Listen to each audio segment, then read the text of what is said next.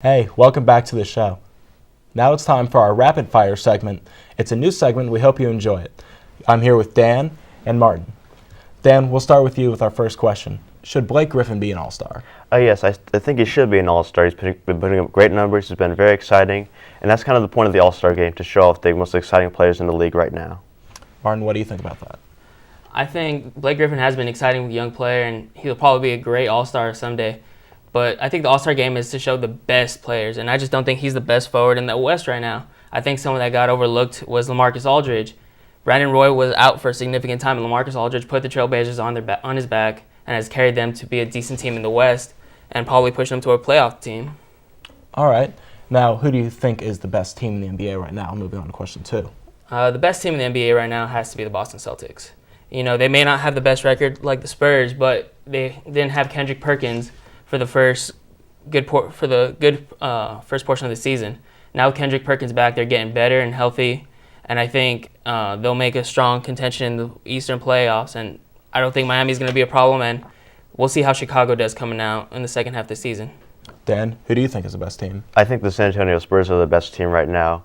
Everyone concentrates on Duncan, Ginobili, and Parker, but I think they're a very complete team. They've got a very deep bench. I think they've got all that they need to make a deep run in the West playoffs. All right. Now, Dan, which team in the NBA, which of the elite teams do you think has to prove the most after the All-Star break? I think the Bulls have the most to prove right now. They've got Noah coming back really soon, and that'll help, but I want to see if they can keep up this good record and maybe get even better by the end of the year and going to the playoffs. Martin, who do you think has the most to prove?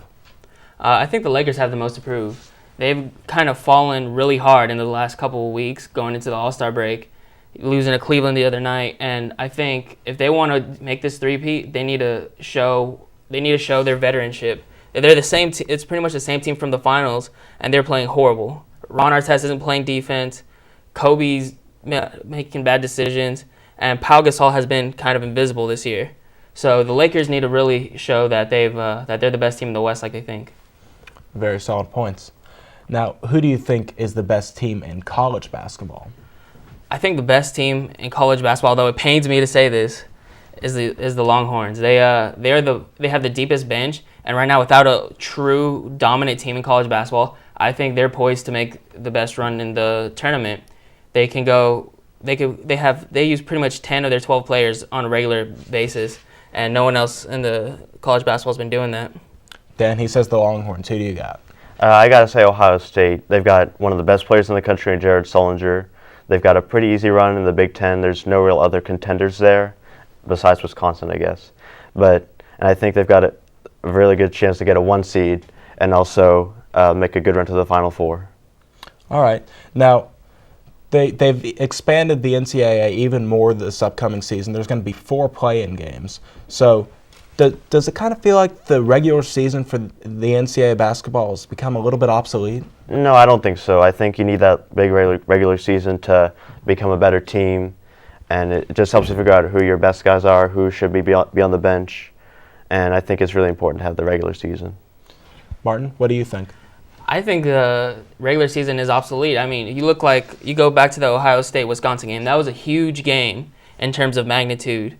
You know, Ohio State got knocked off by a rival in their own conference, and no one cared. Does it going to mean anything in the long run? Nope. Ohio State's still probably going to get the number 1 seed. Ohio State's going to be the number 1 seed.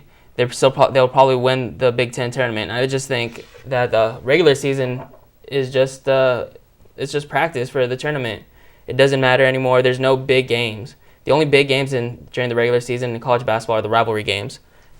Yeah, everybody loves those rivalry games. Yeah. Moving away from basketball, we're going to start talking about a little bit of NCAA football that everybody loves.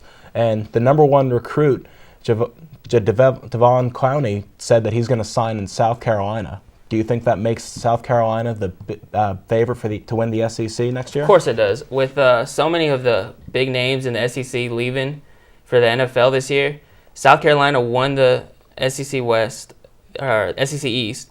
They were runners up. They have their Lattimore, their freshman running back who played solid.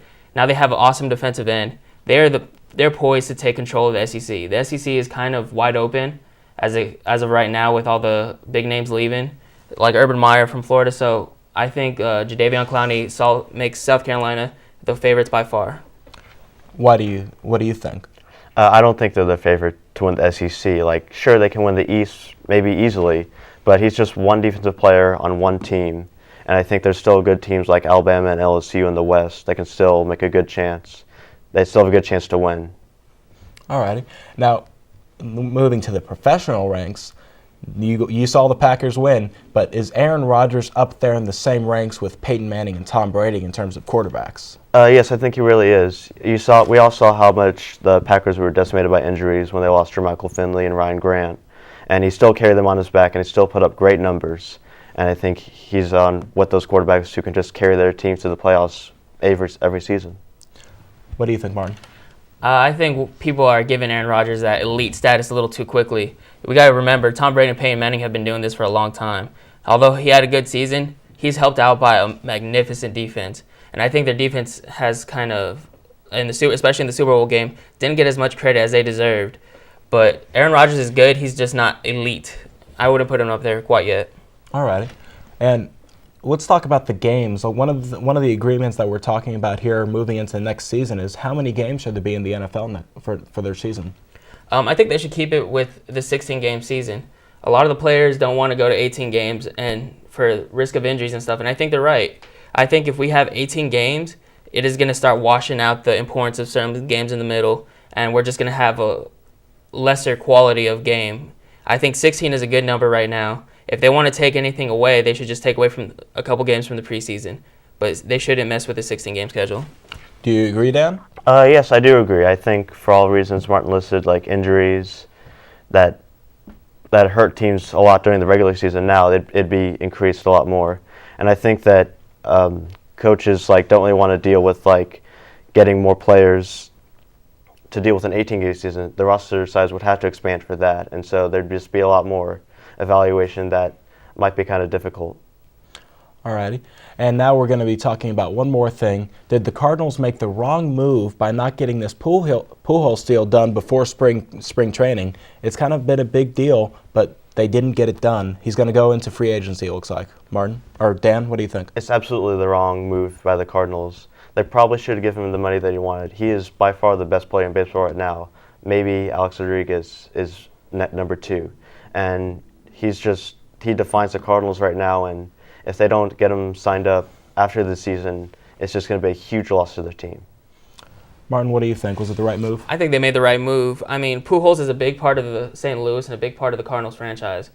But what he was asking for was a little ridiculous and, quite frankly, too much. He's going to find out the hard way when he gets to free agency that he doesn't deserve as high a price as he wanted. I don't think the big teams that were willing to spend that much money, the Yankees, the Red Sox, are going to take a chance on him. They both have outstanding first basemen. When it comes to there's plenty of good first basemen in the league that he isn't going to get the money he wants, and I think he'll end up signing with St. Louis anyways for a lesser amount. Alrighty. And now we're moving to a bit more of an obscure sport, with Tiger dropping down to number 3 in the world rankings. Do you think people still care about golf? I think as long as Tiger is in golf, people will still care. What people got to realize is golf is a niche sport. You know, there's only they're not going to be attracted to the masses like everyone hopes they are. So I think in their niche, it is still very relevant. I think for golf's sake, they're going to need to make another star like they did with Tiger. And Lee Westwood has kind of come out in the last couple major tournaments, and he's starting to be consistent. And I think that golf will be fine, but as long as Tiger's on the roster, whether he's doing good or bad, golf is still semi-relevant. Do you agree? No, I think if Tiger isn't winning tournaments almost week after week, nobody really care. He's pretty much the face of the sport right now, and although Phil Mickelson is a huge name, he's really just a huge name to golf fans. And Nike and the PGA Tour banked everything on Tiger, and when he's not doing well, there's just a lot less attention. Very good points from both of our analysts. And we're going to take a break now. When we come back, we're going to talk about the labor negotiations between both the NBA and the NFL Players Associations with their leagues. Don't go anywhere.